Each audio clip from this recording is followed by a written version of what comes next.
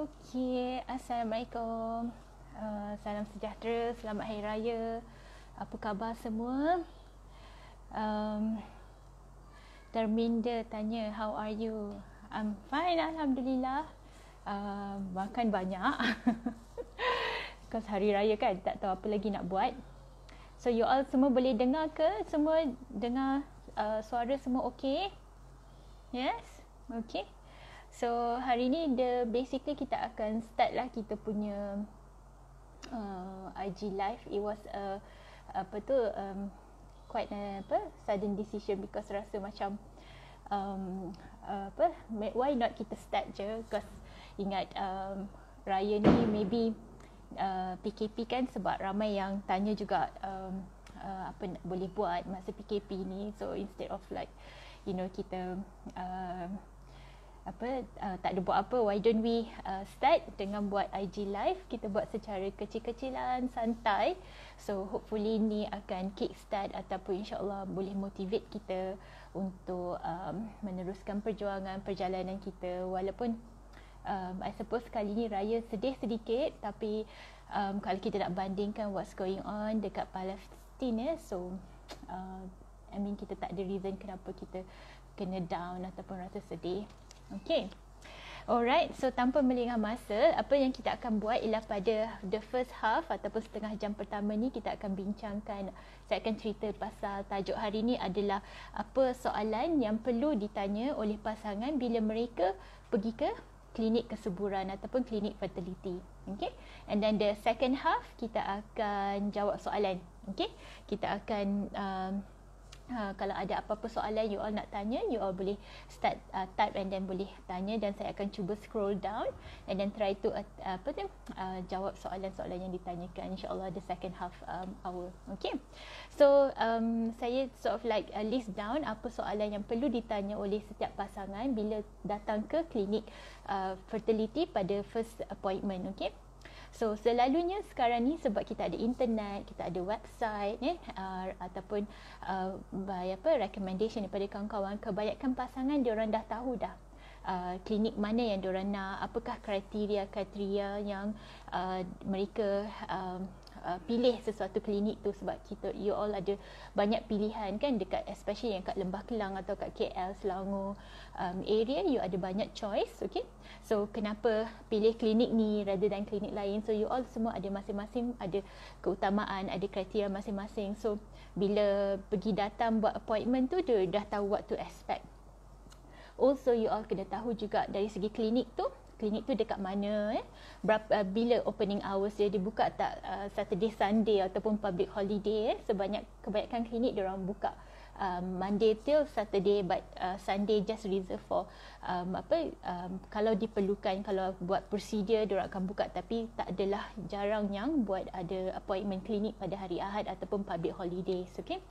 Dan juga kena tahu juga klinik ni dia ada satu saja ke, dia ada branch lain, kat mana headquarters dia. So macam kalau kat Sofia, kita ada first satu branch Sofia, tapi kita ada headquarters kita ada backup daripada klinik lain seperti Sanford adalah kita punya headquarters. Okay. So itu kita punya backup in case of emergency. Okay, macam contohnya hari tu kita orang terpaksa tutup seketika sebab COVID, kita kena sanitize, so kita kena tutup for 3 days. So couple-couple yang telah mulakan rawatan, kita akan teruskan rawatan ke HQ kita di Sanford. Okay. So klinik-klinik lain pun diorang ada juga diorang punya backup plan. So kena tahu juga keadaan macam tu, sebab sometimes kita tak boleh nak predict apa yang akan berlaku. Kalau ada kes COVID, kita kena tutup dan kita kena sanitize.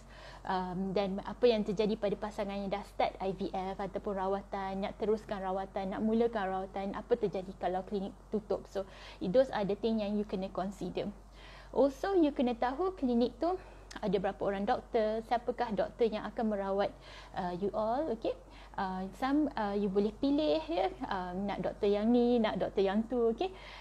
So ini semua adalah hak customer ataupun consumer tu lah So boleh tahu juga, dan juga kena tahu kalau lah doktor tu na'udzubillah ada emergency, terpaksa ada contohnya ada kematian ke na'udzubillah, ataupun doktor tak sihat, so siapa yang akan ganti dia. Okay. Alright, so itu yang akan berlaku masa appointment yang pertama. So you kena tahu background. You all juga boleh tahu pasal doktor tersebut. Doktor tu dia dapat background dia dekat mana dia dapat latihan ataupun training dulu dia dekat government hospital mana, and then seterusnya pembelajaran. So nak make sure that doktor yang you all terima rawatan tu mempunyai kelayakan yang tertentu, sebab ini akan membina relationship between patient dengan doktor punya relationship, ada bina trust dan juga keserasian. So itu penting sebab perjalanan fertility ni ataupun rawatan fertility ni tak semestinya pendek. Okay, ada yang panjang, ada yang berliku-liku. So that relationship tu must be strong, mestilah suka sama suka. So kalau ada yang tak serasi bila jumpa dengan doktor ataupun rasa tak yakin, itu adalah perkara yang biasa berlaku. So jangan sedih, jangan rasa bersalah, sebab ini adalah hak masing-masing. Just nyatakan kalau nak tukar klinik ataupun nak tukar doktor, minta rujukan, minta surat apa rawatan yang you all dah buat. So kita orang berbesar hati untuk facilitate apa yang boleh membantu setiap pasangan untuk mencapai dia punya impian. So tak ada rasa sedih ataupun tak ada rasa marah ke apa But of course lah kita akan terfikir juga kenapa ada tak apa-apa yang perlu diperbaiki. Yang itu adalah feedbacknya membina. So itu kita akan consider, maybe kita akan tanya juga feedback. So tapi we are open heart, maksudnya tak ada apa-apa macam marah ataupun dengki ataupun simpan hati ke tak. So sebab ini adalah satu rawatan yang kadang-kadang sensitif, yang private So keserasian tu is something yang bukan satu campur satu equal to two. It's satu equation yang kita tak boleh nak explain completely. So hanya pesakit pasangan tu yang dapat rasai. So sometimes bila relationship dengan doktor tu tak strong ataupun tak senang So minta pasangan untuk membuat sesuatu supaya doktor tahu, klinik tahu apa yang dihajati, apa yang diinginkan. So kita akan cuba penuhi yang tu. Okay. Alright, so selain pada tu, couple juga pasangan kena tahu apa yang berlaku masa temu janji pertama. So yang ni kita dah sentuh sikit sebelum ni dalam Insta yang ada dengan Sofia, klinik Sofia sebelum ni, mengenai apa yang berlaku dekat temu janji. So boleh tengok juga dalam IGTV Sofia tapi basically kebanyakan couple tahu what's going to happen. So kita akan take your history, your background, dah berapa lama berumah tangga, dah buat rawatan ke tak, dan kita akan mengambil kira juga rawatan-rawatan yang telah dilalui, ujian-ujian yang telah dilakukan.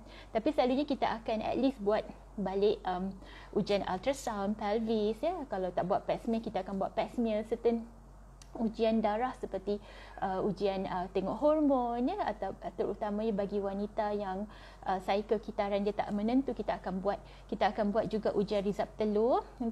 Bila kita buat scan, kalau bilangan telur tu kurang ke ataupun kita suspect something not right, contohnya kita nampak rizab telur tu kurang daripada yang kita hendak melalui scan, ataupun bila kita tengok banyak sangat telur sometimes kita akan buat ujian rizab telur yang dipanggil anti-Müllerian hormone AMH. Untuk kaum pasangan lelaki, kita akan buat ujian saringan sperma, sebab kita punya first line nak tengok bilangan sperma, pergerakan dia, bentuk dia. So sometimes bila buat temu janji pertama ni, boleh tanya klinik siap-siap, boleh tak kita datang sekali harung, maksudnya buat one stop appointment di mana pasangan lelaki pun bagi sampel pagi tu, mungkin tengah hari tu dia boleh tengok keputusan tu. And then dari segi ujian untuk kaum wanita, kita akan buat ultrasound, dan selalunya kita dah boleh buat rancangan apa yang rawatan yang diperlukan. Sekiranya ujian saringan tu tak complete lagi, so sometimes kita akan bagi appointment kali kedua untuk tengok keputusan sperma dan juga ujian darah contohnya, supaya kita boleh buat macam plan rawatan apa yang sesuai untuk setiap couple. So setiap couple dia berbeza. So kita tak boleh pakai macam sekali pukul je. So sometimes we need to customize a bit, especially bagi couple yang pernah buat rawatan sebelum ni. So minta bawa semua dokumen, semua record kebanyakannya ada dalam WhatsApp diorang ataupun dalam phone diorang. So sometimes kita print balik kita akan simpan dalam kita punya dan tengok balik dan kita akan bincang rawatan yang sesuai. Okey. So setiap pasangan juga kena tanya klinik yang diorang pilih tu apakah rawatan yang ditawarkan di klinik. Okey. So macam selalunya sesetengah klinik, contohnya kalau full-fledged klinik fertility, dia akan buat semua rawatan di situ. Contohnya termasuklah pakai ubat subur macam Clomid, ataupun dia akan buat IUI, IVF, ya, ICSI, semuanya dekat klinik yang sama. Dia tak perlu pergi tempat lain. Prosedur lain seperti macam PESA, TESA, contohnya kalau macam sperma tu diperlukan, perlu didapati melalui rawatan prosedur pembedahan kecil. Kalau klinik full fledged, dia akan buat semua dekat situ. Okey. Makmal genetik ada tak dekat klinik tu, ya. So tapi sesetengah klinik dia punya setting, dia hanya buat rawatan macam Clomid sahaja dekat klinik tu. Tapi kalau nak buat IUI, IVF, dia kena pergi ke HQ. Okey. So yang tu couple kena tanya, adakah semua rawatan ni dalam klinik ni, ataupun saya kena pergi klinik lain ataupun tempat lain bila buat IUI ataupun IVF. Sebab makmal tu tak semua klinik ada, ya. Contohnya macam dari segi Sofia, alhamdulillah kita adalah full fledged makmal, klinik kesuburan so kita ada. Okey. Tapi ada setengah macam kita punya macam kalau macam saya buat visiting dekat Anur ataupun ke Andorra, okey, kalau couple tu perlukan IUI ataupun IVF ataupun lebih daripada tu, kita akan bawa ke Sofia untuk meneruskan rawatan tu. Pasangan juga kena tanya juga doktor tu sama ada kalau lah dia perlu pergi kat klinik yang lain, adakah doktor yang sama rawat dia ataupun ada doktor lain yang akan kutip telur dia ataupun buat IUI. Okay? Sebab itu pun menjaminkan keselesaan, so that pasangan tahu what to expect, apa yang akan disangkakan sekiranya meneruskan rawatan dekat satu tempat tersebut. Okay? Sebab sekarang ni ada banyak set up. Okay? So sometimes dia punya HQ yang buat semua ujian makmal tersebut, tapi yang tempat lain yang branch hanya buat saringan, hanya buat ultrasound ataupun follow up. Okay? So itu kena tahu. Juga pasangan kena tahu, katakan contohnya kena buat macam hysteroskopi, laparoskopi ataupun pembedahan kecil, dekat mana akan dilakukan, ya. So contohnya macam Kak Sofia, sometimes kita terpaksa dari segi ujian pembedahan kecil macam hysteroskopi, laparoskopi, kita akan buat dekat hospital besar yang lain. Okay? So kita tak buat dekat makmal yang sama, tak buat dekat setting yang sama. Tapi doktor adalah doktor yang sama, kita akan follow pasangan tu lah. Okay? So couple juga kena tanya doktor, dengan semua ujian keputusan yang didapati, apakah rawatan yang sesuai untuk mereka. Okay? So itu kena tanya doktor, kenapa doktor rasa IUI yang sesuai, kenapa doktor rasa IVF. Okay? So saya nak buat IUI, saya nak buat IVF, kenapa itu yang perkara yang doktor tak rasa terbaik untuk kami. So berbincang dengan doktor tu, sebab ini akan memberitahu idea kepada doktor apa yang you all expect, okay, masa datang, dan apakah kenapa rawatan contohnya IUI tak sesuai. Okay? So sebab ramai yang merasakan IUI is the only, macam rasa IVF tu jauh sangat, ya, IUI yang terbaik. Tapi kadang-kadang dari segi perspektif kami, daripada doktor ataupun pandangan embryologist, mungkin itu ada IUI may not be the best for you. Okay? Tapi kalau nak buat IUI, apakah isunya, apakah yang what to expect. Okay?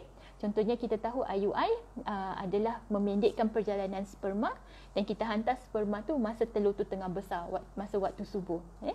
So apa isunya? Contohnya kita takut sebab sperma tu walaupun dia masih acceptable ataupun borderline, may not be the best, sebab walaupun kita pendekkan perjalanan sperma tu, tapi sperma tu masih perlu mencari, berjalan jauh, ya, mencari tube tu kat mana telur tu nak bersenyawa, kita tak tahu, ya. So kalau nak buat IUI, apakah chances peratus kejayaan rawatan tersebut? So kalau macam untuk IUI, setiap IUI, satu IUI percentage dalam 10%, ya. So some couple dia tak nak ke arah IVF sebab suntikan hormon, ya, jarum banyak pakai, ya. So mereka buat IUI. So apakah kalau buat IUI tu berapa kali yang dianggap logik ataupun acceptable sebelum decide untuk the next stage contohnya. So ada yang kajian menunjukkan IUI sebanyak 3 hingga 6 kali akan meningkatkan chances dia. So ramai couple saya tengok kalau buat IUI, ya, lepas IUI tak menjadi, mereka rasa down sangat ya, rasa sedih sangat ya. Tapi kita tahu IUI bukan sukses dia dalam 10%, maksudnya daripada 10 couple yang buat, satu yang akan berjaya pregnant. So it is understandable kalau buat satu kali IUI tak berjaya, kita cuba lagi, buat sekali lagi sebab kita nak naikkan chance tu. Okay, so jangan rasa sedih kalau first IUI tak menjadi, keep on trying because kita tahu je chance dia tu about 10%. So there's no point kita bersedih. Okay, so rather than kita sedih and then to take a long time to nak recover, so sometimes masa tu dalam masa 6 bulan juga, so kita punya kesuburan akan lebih menurun ya dalam masa tu. So jangan tunggu lama lah.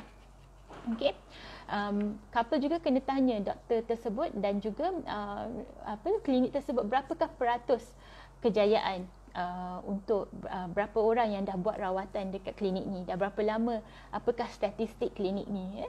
Macam manakah klinik ni diakreditasi, apakah adakah rawatan yang diterima di klinik ni sama level dia dengan tempat klinik yang lain ataupun dengan piawaian antarabangsa. So itu semua kena tahu. So kebanyakan klinik dia membuat kejayaan ataupun peratus success rate tu bergantung kepada faktor usia wanita contohnya ataupun rawatan yang diterima. So kena tahu berapa orang tahun lepas, berapa orang buat IVF contohnya. Okay, berapa yang berjaya pregnant. Yang bawah 40 years old berapa pregnant, bawah 35 years old berapa pregnant. Okay, so yang tu adalah maklumat yang perlu couple tahu juga, so that dia tahu adakah klinik ni at same par ataupun lebih baik ya ataupun rendah daripada expectation. So those are the thing yang couple kena tahu. Okay, dan insyaAllah maklumatnya akan di-share dengan being honest sebagai seorang doktor, kebanyakan akan memberi maklumat yang benar lah. Okay, so itu yang berlaku. Okay, dan juga couple kena tahu ya, paling penting ya, kos.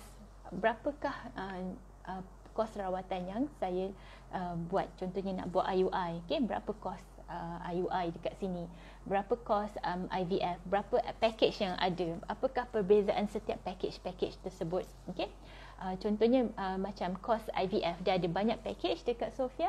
Okay, dan kena tahu apa beza, kenapa package ni murah, kenapa package ni mahal, kenapa package ni lagi mahal ya daripada package yang lain. Okay, so apa yang saya akan dapat dalam package ni, berapakah bayaran dia, apakah payment schedule dia, saya kena bayar sekali harum ke ataupun saya kena bayar sedikit as you go. Okay, so itu juga kena bincang dengan doktor dan juga perawat ataupun yang bekerja dekat klinik tersebut, because you need to know what to expect, you need to know how much it costs. Okay, bila kena bayaran, dan teliti package tu, apa yang included, apa yang tak included, apakah hidden costs,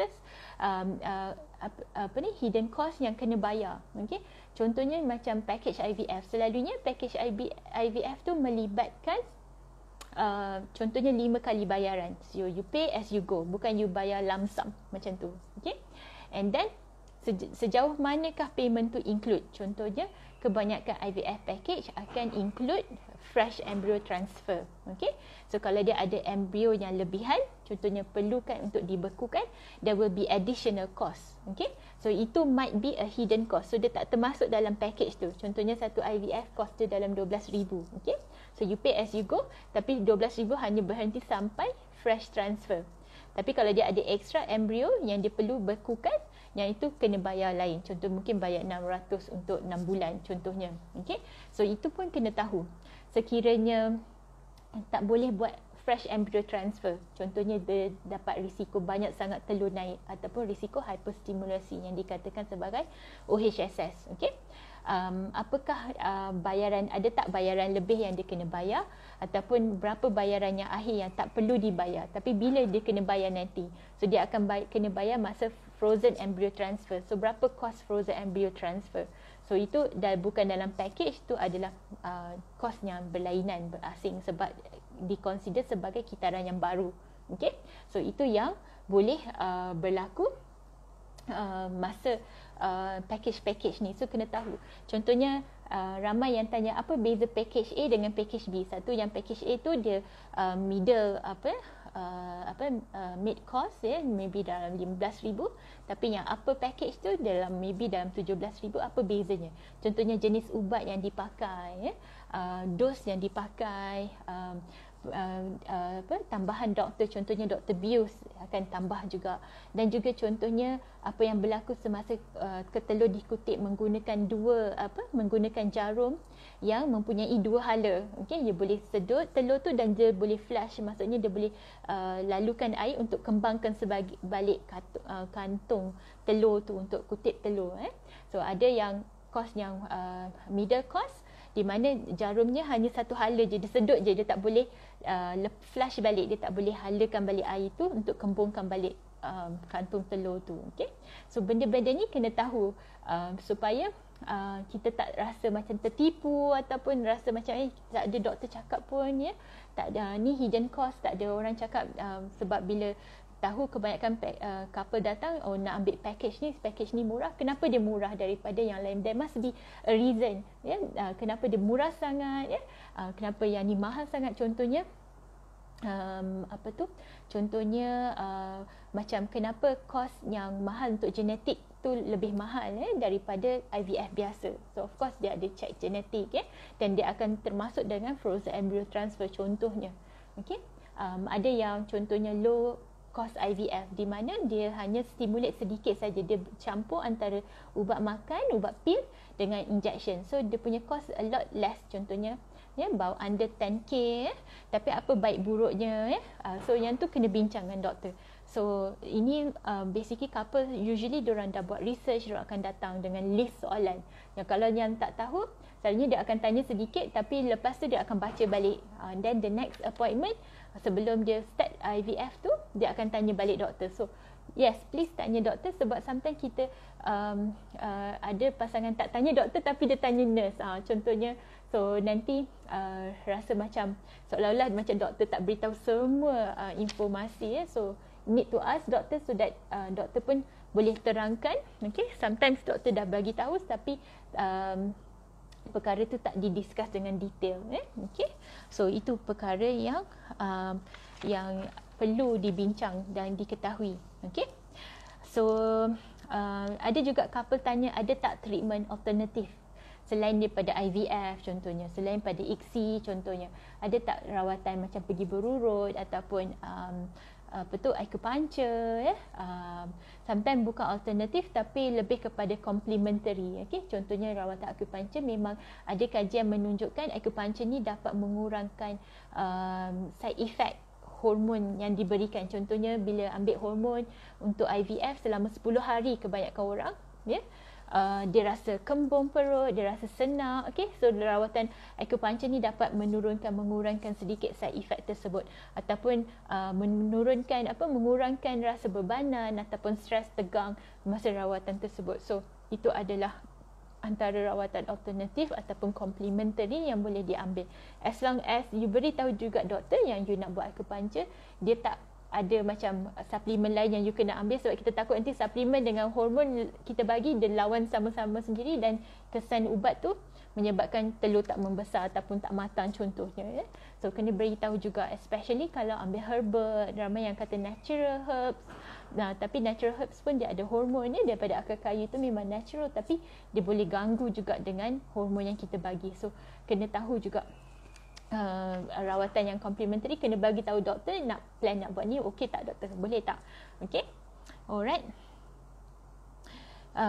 Ramai juga yang couple nak tahu berapa kali appointment ni doktor, berapa banyak kali saya kena datang jumpa doktor untuk buat rawatan. So kebanyakannya first appointment kita buat saringan, second appointment follow up tengok keputusan saringan tersebut, okay, dan kita rancang, and then kita akan tanya couple apakah bila you all couple free ataupun nak start rawatan. Okay, so sometimes kebanyakan dia are ready, sometimes they need more time to absorb to understand what's going on. Okay, so we understand. Okay, tapi ada juga couple just datang nak check, baru kahwin 6 bulan baru kahwin setahun, they need more time. Kalau ujian saringan semuanya okay, maybe they can give themselves another 6 months. So not necessarily semua orang yang datang kat rawatan klinik fertility tu memerlukan rawatan terus menerus, tak. Tak semuanya perlukan IVF, tak semuanya perlukan even ubat Clomid. Sometimes kalau semua ujian okey, memuaskan, ya. So most likely you all couple tersebut boleh mengambil masa ada 6 months at least, kan, tengok macam mana. Kalau tak berjaya, kita galakkan untuk datang kembali lah, buat appointment yang baru, okay? Dan kita akan tengok daripada situ dan plan, okay? So basically, kalau buat rawatan temu janji pertama, kali kedua review appointment, and then bila start rawatan, kalau macam IVF contohnya, you akan jumpa at least dalam 5 kali, okay? Kalau untuk IUI at least 3 kali, okay? So kena ada some flexibility juga, sebab sometimes contohnya telur tu tak lambat membesar, so kita akan jumpa dengan lebih kerap lagi, okay? So itu antara perkara yang berlaku. So masa buat rawatan tu, usually kalau ada some flexibility, because we don't know how your body will react, kita boleh estimate, kita boleh sort of like macam jangkakan macam mana body akan react based on ujian saringan, tapi sometimes not always exactly spot on macam tu, okay? So kita kena belajar dari segi how your body, macam mana dia react kepada ubat yang kita bagi, okay? Alright. So couple juga kena tanya, okay, doktor, sekiranya rawatan kali ni tak berjaya, what's your next plan? Contohnya dia nak buat ubat Clomid, berapa kali nak buat cycle makan ubat Clomid. So ubat Clomid dari segi licensing, okay, dari segi ubat daripada drug company, you can go up to 6 cycle. So you boleh buat ambil ubat Clomid tu untuk 6 kitaran haid, tapi tak semestinya back to back, okay? Kalau ujian saringan semuanya normal, ya. So tapi kebanyakan couple after 3 cycle, kita akan check tube pula lepas tu, okay? So and then kita tengok kalau tube okay, tak block, dan kita teruskan another 3. For example, masih muda, ya, result telur normal, sperma okay, so sometimes kita bagi Clomid, then you can go up to 6 cycle. Majority of the couple after 3rd cycle, they want to step up, dia akan pergi ke IUI pula contohnya, ataupun buat IVF, tengok macam mana. Contohnya sometimes kita bagi Clomid, telur tak besar, ataupun take a longer time untuk telur tu membesar. So itu yang boleh berlaku juga, okay? Macam IUI, okay, kita advise at least 3 times kalau tak nak. Tapi kebanyakan couple after first IUI fail, okay, they will usually akan go up to the next cycle, akan terus ke IVF, ya. So rather than keep on trying buat IUI, okay. So those are the things yang happen. Kalau buat IVF, okay, fail first transfer, tengok kalau ada embryo lagi frozen, kita akan keep trying gunakan embryo seterusnya buat frozen embryo transfer, okay. Tapi kalau tak ada embryo, so sometimes we need to start all over again, okay. So sometimes ramai yang couple kata, doktor, bila when we know whether there is still hope or not, okay. So it's quite a hard decision to make, whether to stop here or whether to continue trying, okay. So kalau ikutkan dari segi data kajian, okay, give yourself at least 3 cycle of IVF for you to have a fair chance, okay. Tapi of course benda-benda ni adalah very private, very personal, okay. So kena bincang dengan doktor, pasangan pun kena bincang between the two of you juga, okay. So sebab setiap kali tidak berjaya tu memberi impact yang sangat negatif dan sangat dalam, okay, kepada couple untuk melalui to start all over again. Will need to gain a lot of energy, momentum, strength, untuk mengharungi rawatan tersebut. So that's why some would like to take some time, which is understandable, okay, tapi not too long in between the treatment, because we know that time is our limiting factor, especially for the ladies, okay. Ada juga yang tanya, doktor, ada tak support yang lain, ya? Contohnya ada tak perkhidmatan counselling, okay? Because some people take it quite nak datang kat klinik pun take a long time to gain the strength. Okay, bila nak buat rawatan, so sometimes dia orang nak jumpa dengan psychologist, nak counsel, nak discuss other aspect of life. Okay, so counselor usually ada setiap klinik kesuburan, they have their own counselor, although the counselor by appointment. Okay, so just tanya boleh tak dapat counselling session. Doesn't mean that ada yang kata oh saya tak perlukan ni semua masalah mental, tak semestinya ya, sebab jumpa kaunselor doesn't mean that kita lemah ya, kita tak kuat, tak. Banyak couple yang dari segi kajian menunjukkan yang perkhidmatan kaunseling ni membantu mereka, menguatkan semangat mereka, memberikan mereka fokus dan lebih baik ya. Dan ia sangat-sangat digalakkan ya. So it's not something yang tabu ataupun satu yang bad sign ni kalau pergi jumpa counselor, something not right with that couple. No, tak semestinya ya. And in fact they able to go through the journey better ya. Well supported, dia rasa diberikan banyak sokongan, dia orang faham lagi ya, dan they understand each other better. Okay, so perkhidmatan counselling tu ada ya, macam Kak Sofia, we have our counsellor ya, although is by appointment. Okay, tapi access tu ada, so kena tanya setiap klinik ada tak counsellor. Kalau tak ada, kat mana boleh saya berjumpa dengan counsellor tersebut. Okay, dan bilakah berjumpa dengan kaunselor? Ada yang jumpa sebelum treatment, ada yang in the middle of the treatment, ada juga after. So tak semestinya kena jumpa sebelum setiap kali treatment.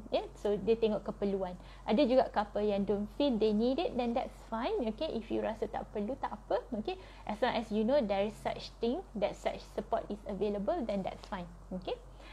Certain klinik dia orang ada support group for their own patient. Okay, so among patient gathered and then discuss themselves and bagi mereka semangat.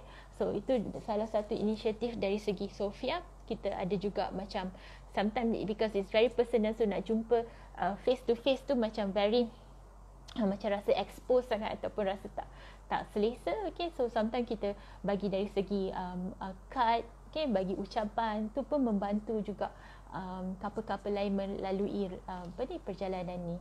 Okay, I know that dekat dalam Facebook pun ada banyak support group. Okay, those are the things yang you boleh explore kalau you rasa is an acceptable cara. Tapi basically just berhati-hati dan you know that this a close group, group yang validate yang betul, jangan pergi tempat group yang memberi bantuan yang tak benar. So berhati-hati jugalah pilih dari segi sokongan. So sekarang ni sebab kita can well connected, so kita ada social media, kita ada Instagram. Setiap doctors they have their own Instagram, so you can ask them any question at any time, so the doctors try to answer as they go along. Dekat klinik pun dia ada care line, usually patient can WhatsApp accessible 24/7. So kalau ada apa-apa soalan as easy as like, Doktor OB-MIN boleh ambil ke masa nak plan nak pregnant, soalan-soalan macam tu pun boleh tanya, tak ada masalah. So you can always ask them about simple question like that. So it's not something yang kita rasa macam remeh, tak. So just tanya je. Kalau macam tak sure bila hari pertama tu, masa darah merah ke ataupun masa coklat ke, dah consider hari pertama. So itu pun soalan-soalan yang biasa kita terima dalam WhatsApp ataupun dalam Insta, tanya doktor. So don't be afraid, just ask question and we will try to answer accordingly. Okay, so as long as we are approachable, kita accessible, kita boleh jumpa, kita boleh berbincang kalau ada apa-apa kemusykilan, that's important. Okay, so those are the thing yang soalan-soalan ataupun yang couple yang mungkin boleh tanya setiap klinik. Okay, as well as ramai juga yang bertanya ada tak apa-apa lifestyle changes yang diorang boleh buat untuk meningkatkan peratus kejayaan mengandung. So of course healthy lifestyle tak boleh jauh dari, tak boleh lari pada tu, including a normal BMI. Okay, untuk wanita perlu ambil folic acid. Okay, ramai yang ingat folic acid ni ubat subur. Tak, bukan. Folic acid bukan ubat subur, dia adalah ubat suplemen untuk baby nanti. Okay, Sebab bila mengandung, baby tu perlukan folic acid at the very early stage of pregnancy. So kalau kita kurang folic acid, ada risiko nauzubillah masalah urat saraf spina bifida contohnya. Okey, so untuk wanita kita galakkan ambil folic acid, vitamin D 3 bulan sebelum planning untuk mengandung. So kena ambil awal. Okey, untuk lelaki of course also include healthy lifestyle, termasuklah BMI yang normal, jangan merokok, vape. Okey, so those are the thing yang kita tak selalunya klinik-klinik kesihatan sebelum klinik-klinik kesuburan sebelum memulakan rawatan IUI ataupun IVF, mereka akan buat juga rawatan macam HIV, hepatitis B, hepatitis C, tahu blood group, nak screen for thalassemia sebelum melalui rawatan tersebut. So those are the thing yang mereka akan buat juga, especially sebelum lalui IUI ataupun IVF, sebab kita akan ambil telur you, kita ambil sperma you, kita simpan dekat makmal. So kita nak pastikan tak ada risiko jangkitan. Okay, so itu yang akan kita buat. Dan juga klinik akan bagi surat, diorang panggil consent form. Okay, macam basically persetujuan untuk melalui rawatan IVF. Okay, dan juga couple kena lalui baca tu satu persatu. Okay, kan sometimes ada yang sign je. Okay, so kena tahu apa maksud dia. Kalau tak faham apa tu, kena tanya doktor ataupun tanya nurse, and that we are all there.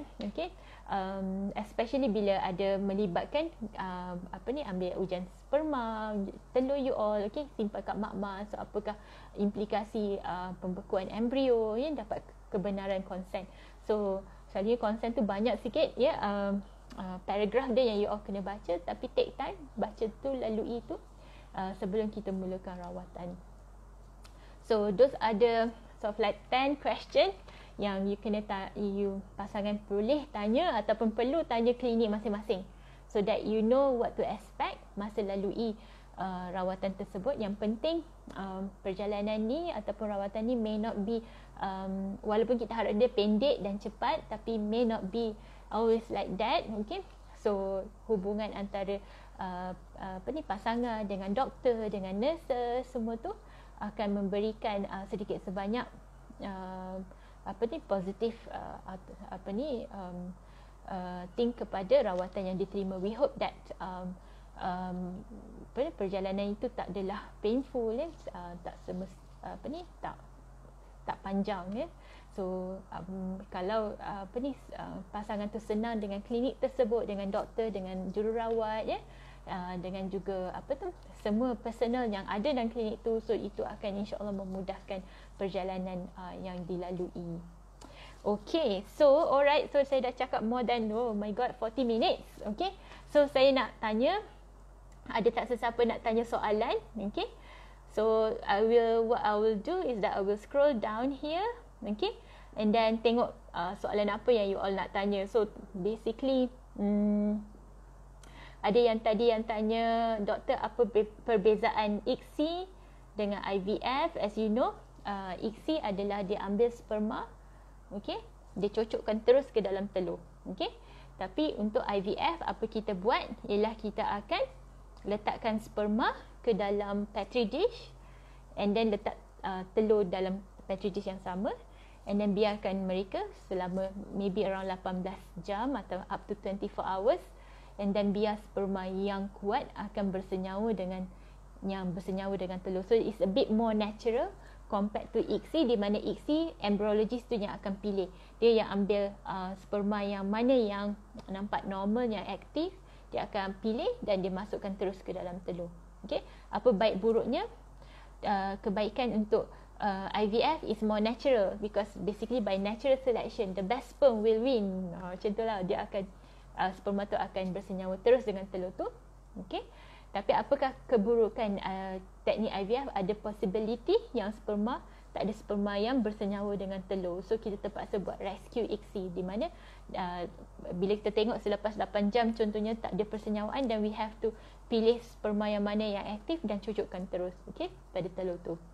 Tapi dari segi ICSI, apakah kebaikannya? Kita tahu sperma berjumpa dengan telur, so kita tengok ada persenyawaan ke tak esoknya. Okay, tapi apakah keburukannya? Dia basically not as natural as IVF, sebab embryologist yang pilih sperma tersebut. Okay. So kebanyakan klinik melakukan ICSI, especially kalau ada male factor. Okay. Kalau IVF, contohnya kalau kita dapat banyak telur, masa kita kutip contohnya kita dapat 20 telur, so kita boleh divide into like half-half. So half ICSI, half IVF contohnya. Okay. Sebab kita basically kita tak nak ambil risiko takut telur tu tak disenyawakan oleh sperma kalau kita buat IVF. Especially kalau bilangan telur tu tak banyak, contohnya kurang daripada 8 for example. So we try not to take the risk lah, because kita tak naklah esok tu kita tengok tak ada persenyawaan berlaku. Okay. Alright, so tak banyak persoalan yang ada kat sini. Semua kebanyakannya cakap ada yang ucap selamat hari raya, selamat hari raya to all juga. Okay. Lemang, ketupat semua dah habis kat rumah saya sebab kita tak buat banyak, sikit je. Kali ni kita tak masak pun, kita order. Okay. Sebab sedih, so tak meriah macam biasa. Okay. So kalau ada apa-apa, Hai Sonu. Okay. Alright. So kalau ada apa-apa soalan boleh bincang dekat sini. Okay. Sementara itu saya ceritakan juga mengenai kebanyakan pasangan ada yang risau masa ada juga yang risau. Okay. Contohnya bila dia orang datang first time, takut nak buat ujian ultrasound dalaman ataupun pelvis, transvaginal ultrasound, because rasa takut sakit bila masukkan. Okay. Saya akan tanya dulu, you pernah buat pap smear tak? Okay. Kebanyakannya kata pernah buat, doktor. Okay. Ultrasound ni tak seteruk macam pap smear ataupun tak sesakit pap smear. That's true. Okay. So then diorang rasa relax sikit. Tapi bila kata saya tak pernah buat pap smear, doktor, so dia lagi takut. Okay. So basically tak perlu takut. Okay. We understand it's very personal, it's very private. Dekat Sofia, alhamdulillah, semua nurses perempuan ni, doktor perempuan should be reduce your anxiety. So what we tend to do juga, kalau you risau juga, kita panggil suami juga join sekali masa kita buat ultrasound. Okay. So selalunya suami welcome the wife. Okay. Better. So the wife feel better. Okay. So and then kita akan cuba perlahan gunakan transvaginal ultrasound tu untuk melihat pelvis. Kenapa kita gemar ataupun doktor fertility suka buat ultrasound dalam, sebab dengan ultrasound dalam tu kita boleh nampak uterus dengan better, especially ovary. Ovary tu kita boleh nampak dengan lebih jelas daripada scan perut. So kita tak nampak sangat. Kita boleh nampak rahim, okay, tapi ovary tu susah sikit sebab ovary kita nak kira berapa bilangan folikel yang ada. Okay. So selalunya kita ambil more than 4, each side is a good number. Okay, but usually kita akan couple that with ujian darah juga, nak tengok result telur. Okay, AMH ni. Okay, anti-malarial hormone. Okay. Tuan Fiza Kufaida, Assalamualaikum Dok dan sahabat semua. Salam berbaran kepada Encik juga. Okay. Ada tak apa-apa lagi soalan?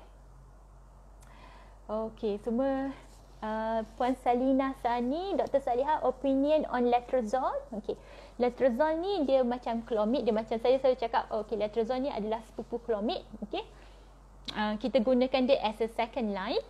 Okay, isunya sebab clomid tu adalah dilesenkan untuk penggunaannya untuk rawatan fertility, di mana dia akan rangsang pembesaran telur.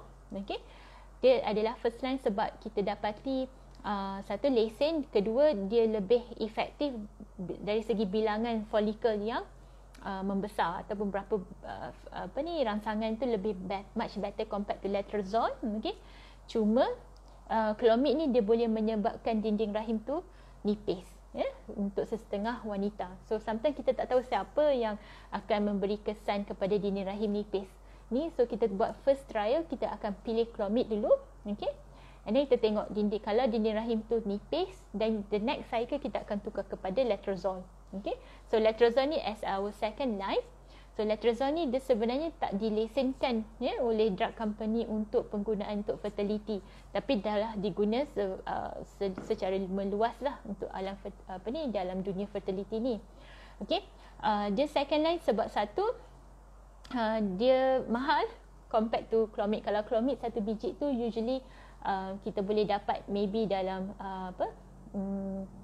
untuk 5 hari dah RM50. Untuk letrozole untuk 5 hari boleh go up to 300. Okay, so it's a bit more expensive dan digunakan second line sebab dia tak sekuat Clomid dari segi bilangan folikel yang besar. Okay, walaupun kajian menunjukkan dua-dua ni equally sama saja, okay, tapi dari segi observation itu yang kita nampak. Okay, dan because dia cost mahal dan lesen. Okay, so kita akan bagi letrozole kalau wanita tu kita tengok dinding rahim dia nipis akibat daripada Clomid. Okay, alright. Puan Shima, dok boleh suggest suplemen untuk lelaki. So selalunya suplemen untuk lelaki adalah dari segi zinc dengan selenium. Okay, so itu antara suplemen ataupun ubat yang kita dapati dapat membantu sperma bilangan more dan pergerakan dia juga. Okay, selebihnya so far ada suplemen bit limited dari segi dia punya effectiveness dia, okey, ataupun dia punya keberkesanan dia. Okey, so kita kena faham ramai yang ambil suplemen banyak sangat. So ada yang bila datang dah bawa 2 bag dah. Saya risau juga bila orang datang bawa dengan 2 bag ni sebab kita kena kenapa rupanya dia keluarkan botol-botol suplemen dia. So suplemen dia dah penuh dah, macam satu pinggan dah penuh dah suplemen dia. Okey, so berhati-hati juga dengan all these supplement because we don't know the effectiveness of it. Okay, kebanyakan supplement adalah mahal. Okay, dan body kita ni design kita ada threshold untuk menerimanya. Okay, so kita tak boleh makan banyak sangat terhadap supplement sebab in the end majority of it akan kita buang dekat toilet. So make sure it's evidence based. Okay, dan ambil dengan kadar ataupun dos yang ditetapkan. So dos ada thing. Okay, alright, Puan Cik T. Okay, dok, telur yang dikutip masa OPU tu ada kategori grade ke? Contoh A+.